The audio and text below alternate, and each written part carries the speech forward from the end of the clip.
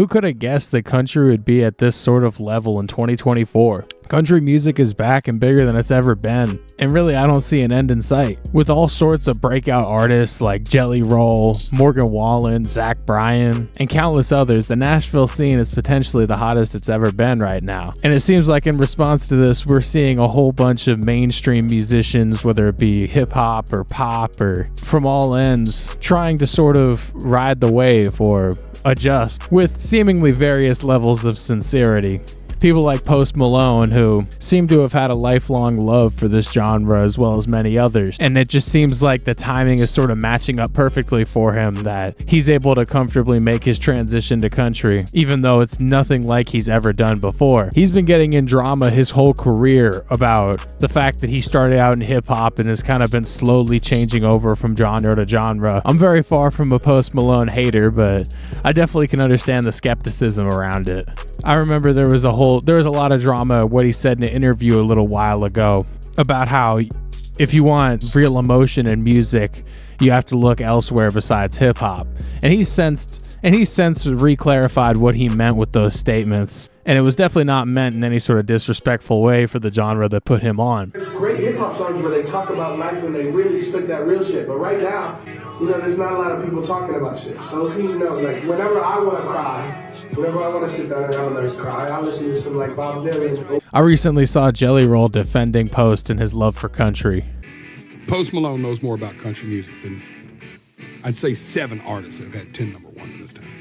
And so it seems like Post is rather sincere. I can't imagine that all these people that are switching over right now are quite to the same level. Just a couple days ago, MGK released a cover of a Zach Bryan song, which I'm not too familiar with MGK ever really fully acknowledging country as a love of his or a passion or something that he's grew up on. And I'm not saying you necessarily have to have like a storied history in order to get into something, but it's just, it's convenient that it's the biggest genre right now, and MGK is now switching genres once again.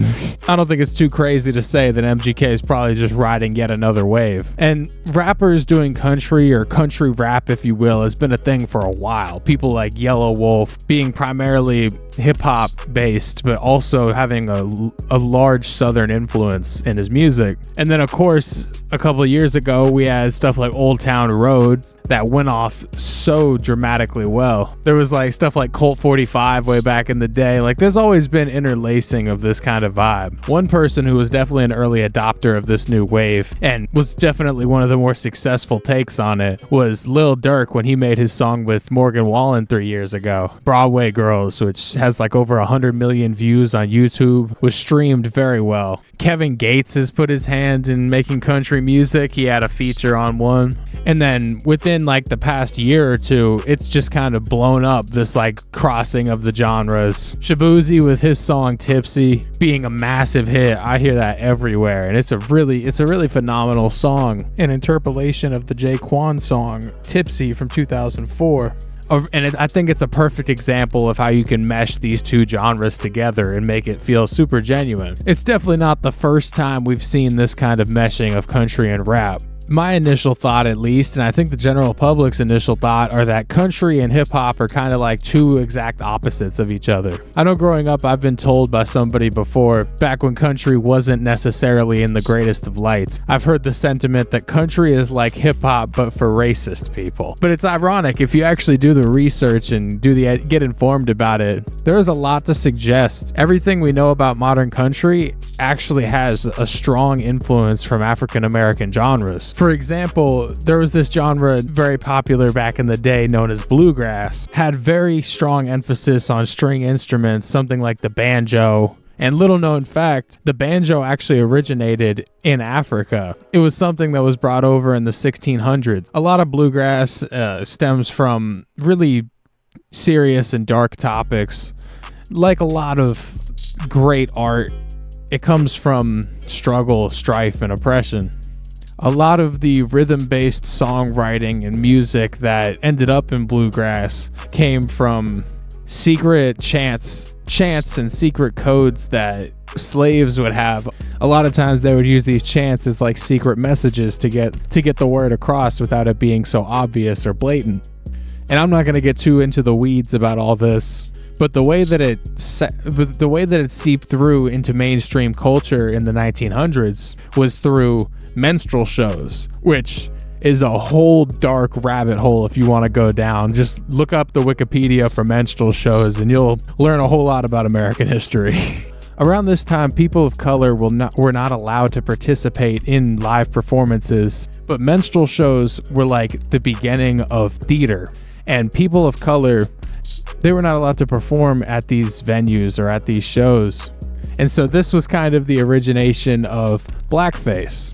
White people impersonating the likeness of other people because they weren't allowed to participate in the shows themselves. And so in the early 1900s, they would just imitate them. This is how we first started to see these things from African American culture seep in. And in a lot of ways, this was the first influence of how country became a thing. There are signs of this even into the 40s. More influences that eventually seep their way into what we know as country music now would be blues, soulful singing behind acoustic strings, your pain represented in beautiful music and expression. This became popular somewhere around the 1860s and up into the 1900s, right alongside minstrel shows kind of going out of fashion.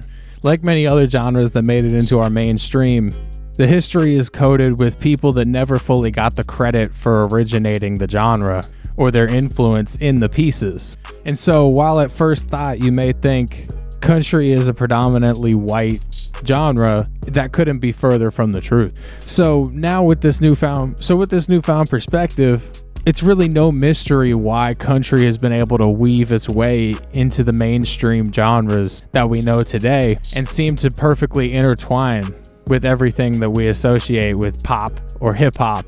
It's not even like this has happened in the past couple of years. I mean, even if you look at like the YouTube rap era, there is a massive and ugly underbelly of conservative rap that if you just change the tempo and the sound selection, it would literally just be a modern country song. Take people like Upchurch or Adam Calhoun, for example. This is really just the natural progression of music genres, you know? The rise and fall of popularity. And it just so happens that while all these brand new musicians are coming onto the scene, like Morgan Wallen, like Zach Bryan, these people that a decade ago didn't even have any music on streaming to enjoy, are now some of the most highly streamed musicians on the planet. It just happens to coincide with hip-hop being at a major low right now. Excluding the Drake and Kendrick beef, there's really not been a whole lot of action in the past couple of years for hip-hop. So it's really only natural that these A-listers and these popular artists would want to reinvent themselves and diversify to stay relevant. So it seems like country is only on the up from here. I know we got a Post Malone country album coming soon, which frankly I'm pretty excited to hear. Jelly Roll is on the top of the world. He's about to drop his album. From the way it looks, it doesn't seem like this wave is changing anytime soon. Shoot, frankly, I'm waiting for Taylor Swift to come back with the fake Southern accent and make some country music. Yeah, all jokes to the Swifties. Please don't kill me, please. But yeah, I mean, I think it's good for music in general that all these genres are able to interweave in such a way. It really just diversifies and strengthens everything that we know in pop right now and keeps it interesting, if not anything else. So let me know what y'all think about this big wave of country coming around lately. Let me know what you think, how this affects pop and hip hop or any music genre really. And I'll see y'all in the next video. I love you. Be sure to like, comment, subscribe, and I'll see you in the next one. Peace. You know, Mort, I think you're beginning to grow. Well, sir, I don't know how much value I have in this universe, but I do know that I made a few people happier than they would have been without me. And as long as I know that, I'm as rich as I ever need to be. So I'll catch you on the rebound, your magnitude. Until next week, Nanu, Nanu.